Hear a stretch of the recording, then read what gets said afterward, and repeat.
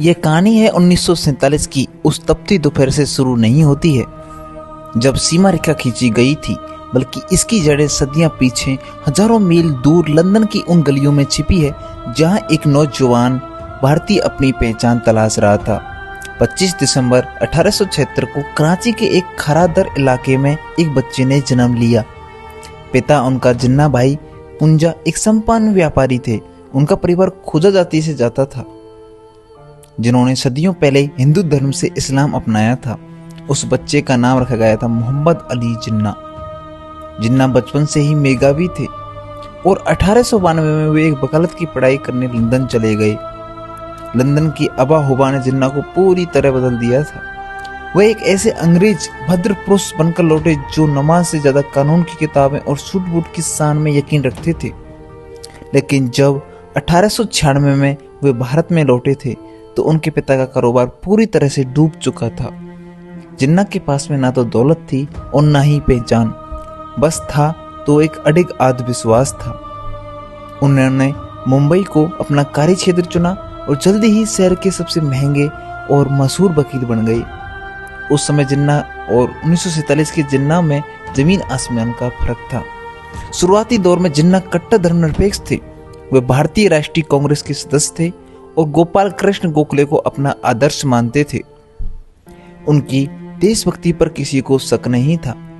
सरोजनी नायडू ने तो उन्हें हिंदू मुस्लिम एकता का राजदूत कह दिया था। 19वीं सदी के अंत तक अंग्रेज समझ चुके थे कि अगर भारत पर राज करना है तो यहाँ की सबसे बड़ी ताकत हिंदू और जो मुस्लिम एकता को तोड़ना होगा। उस समय का बंगाल प्रेसिडेंसी क्रांतिकारी गतिविधियों का एक केंद्र था। बिहार, बंगाल, हिंदू मुसलमान मिलकर अंग्रेजों की नाक में दम कर रहे थे। तभी प्रवेश होता है लॉर्ड कर्जन का। 1905 में कर्जन ने एक चाल चली जिसे इतिहास बंगाल विभाजन के नाम से जानता है। अंग्रेजों ने तर्क दिया कि बंगाल एक बहुत बड़ा है और प्रशासनिक सुविधा के लिए इसे 2 भागों में बांटना जरूरी है। लेकिन असलियत कुछ और ही थी। उन्होंने बंगाल को इस तरह बांटा कि एक हिस्सा मुस्लिम बहुल और दूसरा हिंदू बहुल। अंग्रेजों ने मुस्लिमों को अपना सपना दिखाना शुरू कर दिया था। इस नए प्रांत में उनकी अपनी सत्ता होगी। यह भारत की अखंडता पर पहला कुल्हाड़ी का प्रहार था। बंगाल विभाजन ने नफरत की वह चिंगारी लगा दी थी जिसे हवा देने के लिए अंग्रेजों ने 1906 में ढाका के नवाबों और मुसलमानों को कुलीन को उकसाया। 30 दिसंबर 1906 की बात है। एक सभा हुई थी ढाका में जहां अखिल भारतीय मुस्लिम लीग का जन्म हुआ था। इसका जो मुख्य उद्देश्य था मुस्लिमों की राजनीतिक और अधिकारियों की रक्षा करना बताया गया था। लेकिन पर्दे के पीछे ब्रिटिश हुकूमत इस नई पार्टी को कांग्रेस के खिलाफ एक सुरक्षा कवच की तरह इस्तेमाल करना चाहती थी। दिलचस्प बात यह है कि उस समय जिन्ना मुस्लिम लीग के सख्त खिलाफ थे।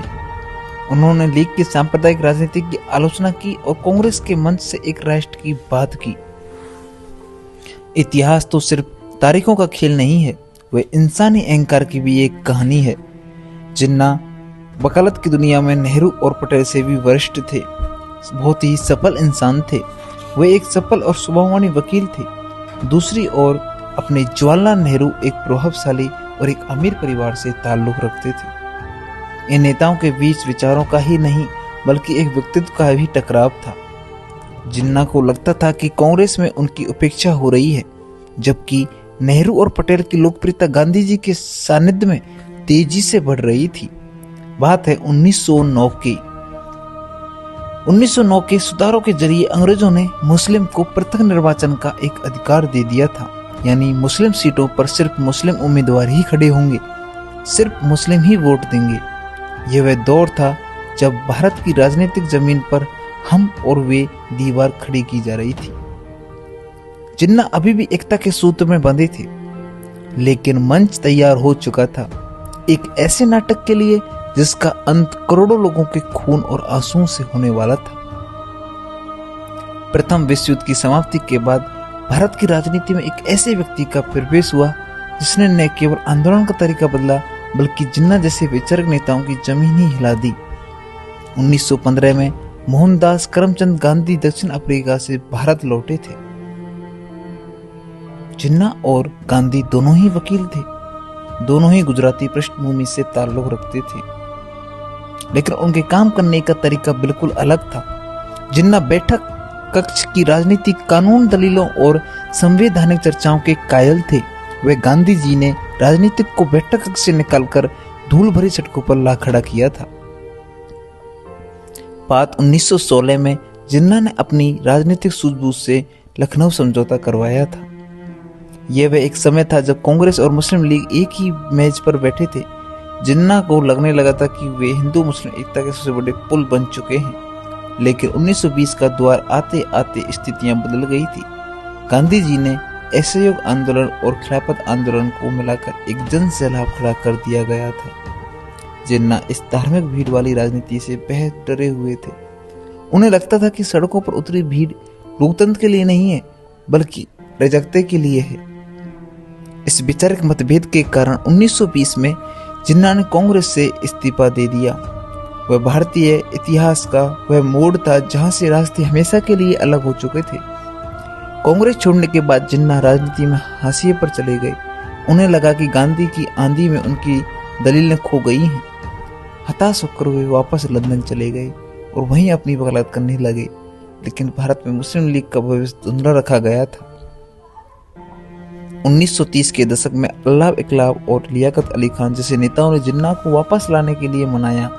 जिन्ना को समझ में आ गया था कि भारत की भावी राजनीति में अगर अपना कोई है तो ही चल सकती है। दोस्तों, इस चैनल पर आप आए हो तो चैनल को लाइक शेयर सब्सक्राइब जरूर करें, क्योंकि ऐसी वीडियो बनाने में बहुत समय लगता है और बहुत मेहनत लगती है।